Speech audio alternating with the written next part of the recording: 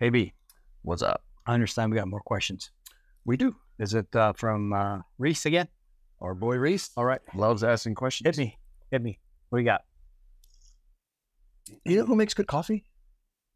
Nobody. Coffee sucks. Sparkling water.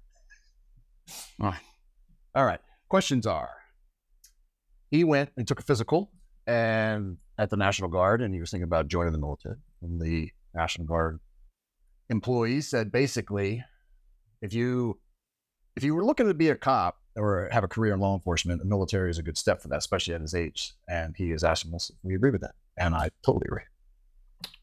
Yeah, I agree too, because there is some benefits in the hiring process for either, at least there was for Metro. They give you additional points towards the hiring process. It's probably the same for other agencies as well, at least maybe Henderson and whatnot, right? I think they're all pretty much give you extra points if you're military.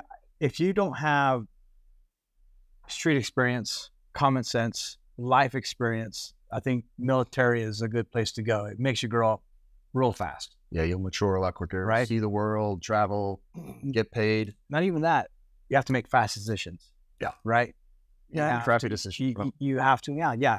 But it teaches you that you have to make a decision and just follow through with it. Where if you don't have that, you'll have a hesitation. You know, if you hesitate in the police world, it could be the difference between just life and death, right? So not only for police, but for citizens. Like when he steps off the bus for boot camp, he's going to be hesitant. Yeah, exactly. All those drill instructors are yelling at you. Yeah. And now you're scared shitless and you're like, holy crap, this is for real now. It sucks, but you can't get out of it. People hesitate when they get out of the comfort zone. But that's how you grow. That's how you grow. That's how you learn. How to get out of your comfort zone, do something different, do something new. Yeah. So I would say yes, join the military, get that disability. Back in 2009, we lost 4 officers. How did which of those affected you guys the most? All of them. Yeah. All of them. Yeah, because we didn't all of them. Yeah. Yeah. 2009 was a hard year for Sheriff Gillespie. That was a tough year for him because we buried Matter back to back. There was I want to say 5 or 6 cops. Yeah. Just in that year alone. Yeah. It was a bad year. I give Gillespie a lot of props for that year because it was a hard year for him as a sheriff. When you got to tell all these families that their husband dead, that's not good. Yeah. That's the worst thing you can do. So yeah, it's definitely tough for the agency. It affects all of us. Yeah. Everybody. Even if you didn't know, it still affects you because he's part of the family. He's in uniform with us. Well, even the community, because that's what we do. We service the community. Right. And the community. Yep. They rallied around us too. So yeah, it was a tough one. When on a call at a residence, when things are escalating, how many officers are in the arrests, or if there's a down officer, the down officer rescue team? Well, when we go to a house, we always get dispatched 2 to a call. We're not in the same car, and we're not always coming from the same area, but we always try to get there relatively the same time. Well, they train us to park a couple blocks down. Well, a couple houses down. So we kind of know what to look for. Mm-hmm. So how many officers? 2. Down officer? Probably 2. Yeah. Most of the stuff we do is with 2. You're lucky if you can get 4. Ideally, you want to have 4. Ideally 4, yeah. For down officer rescue, perfect 4. But but if it's a down officer rescue, shit hits fan. If it's a down officer rescue, it depends. Everybody's on the situation. Yeah, it depends on the situation. Yeah. While on a barricade, how long do you guys hold your positions before SWAT takes over? Forever. You will sit there. You will sit there for at least minimum of an hour. Because that's the plan there. Yeah, well, it's going to take SWAT 45 minutes, an hour to show up. Then they got to don their gear. It's going to be at least an hour and a half, probably. If you're on a perimeter, let's say we have a barricade at a house, right? And let's say it's not like the movies where the barricade rolls in as soon as you come. It doesn't work that way. No. Let's say this is a house, right? So we have 1, 2, 3, 4 side, right? That's how we do it. 1, 2, 3, 4. So you got one guy on the 1-2 corner, one guy on the 3-4 corner. So you can see the perimeter of the house, the whole perimeter of the house. So just for that, you just need 2. As soon as you show up and you're those 2, that's me and you, you're there. Yep. Doesn't matter if it's 115 degrees. Doesn't matter if it's 30 degrees. Doesn't matter if it's raining. Doesn't matter if it's rain and fire. pissing blood, whatever. You're staying there, sweating or freezing, hungry. I've been on perimeters. I had to pee so bad, I literally... Don't say it. Don't say I it. had to really pee.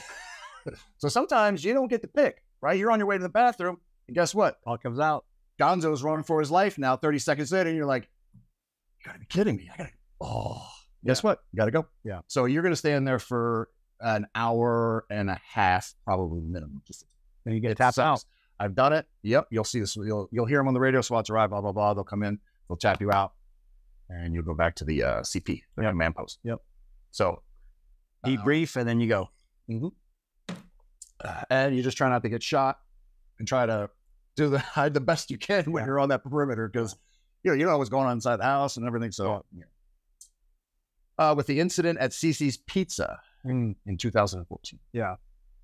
Were you guys part of the entry team that day? I was not. Yeah, because I work graveyards. So I don't even remember where I was when I heard about Cece's and Alan and Igor. I'm really drawing a blank. I can't remember where I was or what I was doing when I heard about it, but I know that was when it happened because I knew Alan really well. Igor, I knew just in passing, but I knew Alan. Him and I were buddies our whole career. I remember, and then Joe Wilcox, the citizen, who was trying to be a hero, and God rest his soul. Yep. And he got. I was at his funeral. He got a medal. A medal. Yeah, he got a couple medals, a couple of awards. And so he should. Sure was. Yeah. So that week was a horrible week because we had 2 officers killed. Joe Wilcox, the citizen, killed, and that was the week my mom died. Oh wow! So I went to 4 funerals in 5 days. Yeah, it was the following week. 4 funerals, 5 days. 4 of them I was in uniform. My wife and I went to each one. I was in uniform for 4, and the last one I was in suit. And the thing is, come Monday morning, you have to pack that shit away. Yeah, I go back to work. Back to work. You go back to work. You can't have that shit in your head. It's there, though. I know, but you can't. It's in your head. I know, but you can't have it because it affects your ability to, think properly. That's what sucks about cop work, dude. Yeah. The shit that we see on a daily basis, then the personal shit. Yeah. Right. Yeah. With I'll say relationships, family dying, cops dying, and just life in general. Yeah. And you pack that shit together, and you're going to work, and you have to be this ideal citizen for the people that we protect. Yeah. Sometimes it doesn't work, unfortunately. It's a tough go, man. That's why life's expensive for cops is so fucking short because of all the stress. Anyway, I digress. Go ahead. Yeah. No. Yeah. You're 100% right. That was a terrible week. Probably one of the worst weeks of my life. Yeah. In a way, only because everything that happened that way, they didn't deserve that. Yeah. They didn't deserve that. Yeah, it's a tough one. Yeah. Caught everybody by surprise. Yeah.